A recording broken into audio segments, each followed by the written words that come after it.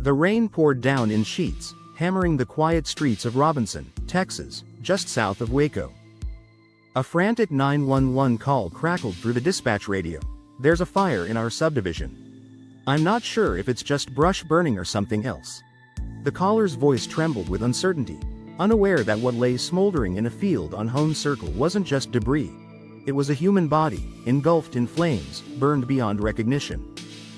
But amidst the chaos, a white labradoodle named Titan stood vigil, barking relentlessly, refusing to abandon the scene. Who was this dog protecting?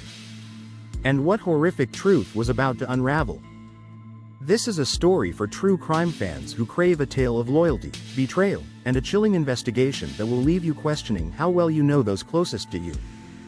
Stay with us, because missing this could mean overlooking one of the most haunting cases you've ever heard.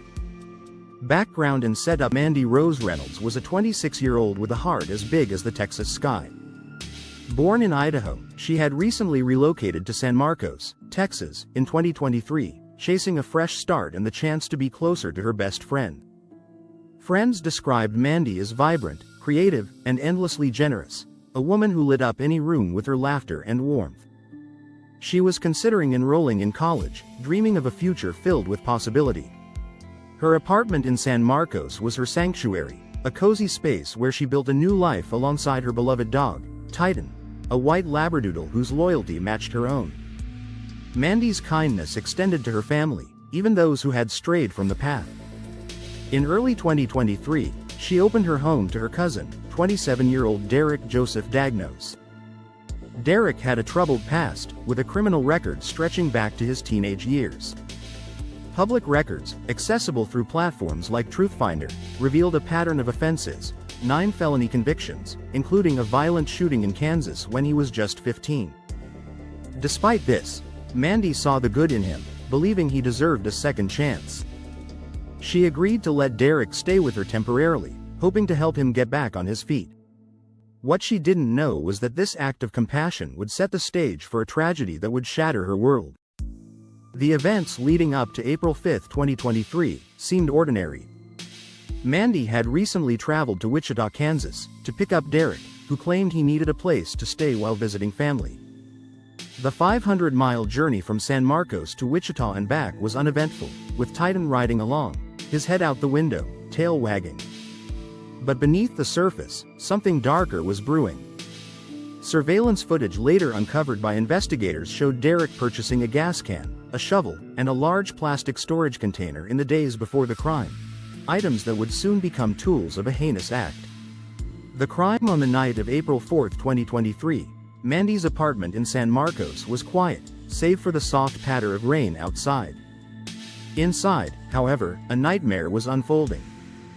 Derek, the cousin Mandy had welcomed into her home, turned on her with chilling intent. Investigators later determined that he shot her in the head, the single gunshot echoing through the small apartment. Titan, startled and terrified, likely cowered nearby, his instincts torn between fear and loyalty.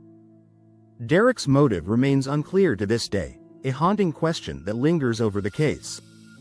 Was it a sudden outburst of rage? A calculated plan driven by greed or resentment? Whatever the reason, Mandy's life was stolen in an instant. Derek didn't stop there. Determined to erase his crime, he loaded Mandy's body into the large plastic container he had purchased days earlier. He placed the container in the trunk of Mandy's black Honda Accord, along with Titan, who was now a witness to his owner's murder. Derek drove north, leaving San Marcos behind, heading toward Robinson, Texas, a small town just south of Waco. The 100-mile drive was shrouded in darkness, the rain growing heavier as he reached a secluded field on Hone Circle. In the early hours of April 5, Derek dragged the container into the field, doused it with gasoline, and set it ablaze. The flames roared to life, consuming the container and Mandy's body within it. Titan, freed from the car, refused to flee. Instead, he stayed close, barking frantically as the fire raged. The acrid smell of smoke filled the air, mingling with the damp earth and the distant rumble of thunder. A spent shell casing, later recovered from the charred remains, would become a critical piece of evidence. Derek, believing he had destroyed all traces of his crime, fled the scene, leaving Titan behind to guard his fallen owner. Investigation. The case began with a seemingly routine 911 call at around 10 p.m. on April 5, 2023. A resident in the Harris subdivision reported a possible brush fire, unsure if it was a controlled burn or something more sinister. "It's back by the trees," the caller said, her voice tinged with concern. "We had lightning, so I wasn't sure."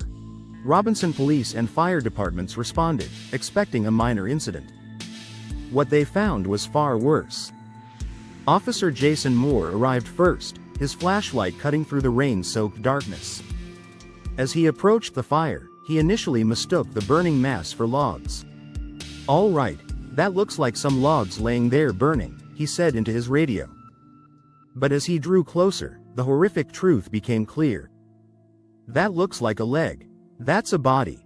His voice tightened with shock as he called for backup, requesting fire, SID, and a coroner. The scene was grim. Hail pelted the ground, rain hissed against the flames, and the body was unrecognizable, consumed by the fire. Amid the chaos, officers noticed a white labradoodle barking incessantly nearby. The dog, later identified as Titan, refused to leave the scene, darting away when officers tried to approach. "What's up, puppy?" one officer asked, his voice soft but urgent. "Is that your person over there?" Another officer noted Titan's behavior. "The way that dog's hanging around. It looks like she's trying to lead us over there." Suspecting the dog might hold a clue, they requested a microchip scanner from the fire station. The next morning, a local resident found Titan still sitting at the scene, his fur matted with rain and soot.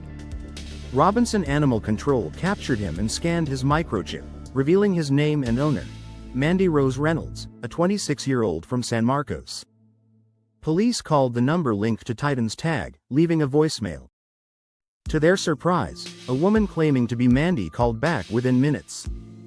"Hi, my name is Mandy Reynolds," she said, her voice calm but hurried. "I got a message that you guys found my dog." Detective Perry took the call, probing gently. "What's your dog?" he asked. "He's a poodle retriever mix, white," the woman replied. "Titan is his name." She claimed Titan had run off at a rest stop in Waco while she and her fiancé were traveling to Wichita, Kansas. But her story was vague, her answers evasive. "It was just an average gas station," she said when pressed for details. "I was in a silver Toyota Camry." The call grew tense as she deflected questions. "What is the interrogation about?" she snapped. "Let's get that straight, detective. That's my dog." Less than an hour later, Detective Perry called back, revealing the truth. "We found your dog in a field with a crime scene of a deceased person," he said. The woman's tone shifted to panic. "Oh my God, I've been stressing about Titan. We paid a lot of money for him." But her defensiveness raised red flags. "You're treating me like a criminal," she said before hanging up, threatening to send her attorney. Something wasn't right. Why was Mandy so combative? And why did her story feel rehearsed? Acting on a hunch, Robinson police contacted San Marcos authorities for a welfare check at Mandy's apartment. Officers arrived to find it completely empty, no furniture, no clothes, no sign of Mandy or Titan. Her black Honda Accord was also missing. The chilling realization hit. The woman on the phone wasn't Mandy. But who was she? And where was Mandy? Investigators ran Mandy's vehicle through a license plate reader database, discovering it had been spotted in Wichita, Kansas, nearly 500 miles away. Meanwhile, dental records confirmed the burned body was Mandy Rose Reynolds. An autopsy revealed she had been shot in the head before her body was set on fire, likely inside the plastic container found at the scene. The spent shell casing recovered from the ashes pointed to a deliberate attempt to destroy evidence. The focus shifted to Derek Dagnos, Mandy's cousin. Surveillance footage from San Marcos showed him purchasing the gas can, shovel, and plastic container days before the murder. Wichita police were alerted to search for Mandy's Honda Accord. On April 8, 2023, they spotted the car and attempted a traffic stop. The driver, later identified as Derek, sped off, leading officers on a high-speed chase that reached over 100 miles per hour and lasted nearly 30 minutes. Outcome and aftermath: the chase ended at a Wichita grocery store, where Derek crashed Mandy's car and fled on foot, hiding behind canned goods on a shelf. "Crawl out towards the sound of our voice," officers shouted, their guns drawn. After a tense standoff, Derek was arrested, his lighter falling from his pocket as he was cuffed. Inside the car, police found the pistol used to kill Mandy, linking him directly to the crime. In November 2024, Derek Dagnos stood trial for Mandy's murder.